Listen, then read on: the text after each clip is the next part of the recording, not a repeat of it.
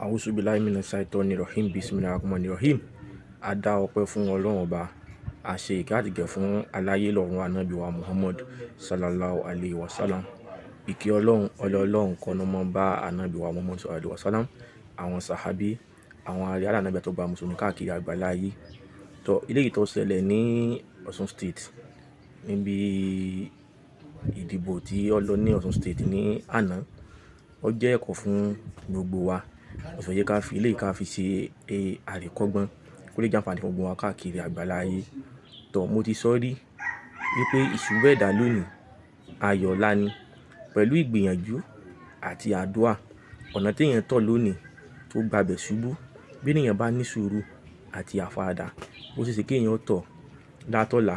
Ó túmọ̀ sí wípé bí ẹ̀dá bá wà tó bá ń lé nǹkan kan àbó bá wà nǹkan kan, ó bá ń sáré pé òun fẹ́ dé ibi kankan, tó bá ní focus and determination, definitely tí ó bá padà sẹ́yìn, tí ó bá rẹ̀, dandan ni kó dé bẹ̀.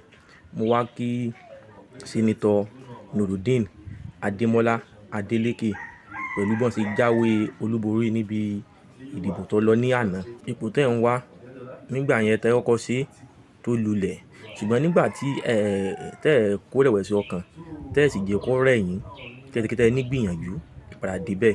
Tó ó kí gbogbo ẹ̀yin ará ìpínlẹ̀ Ọ̀ṣun wípé ìmọ́lẹ̀ tó dé tó wọ ìlú Ọ̀ṣun yóò tu everybody lára.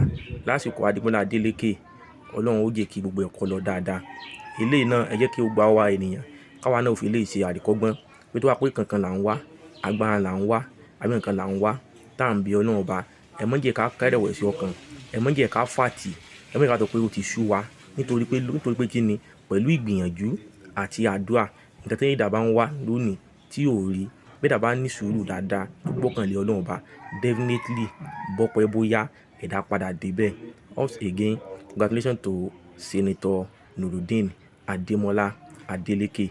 Masalam.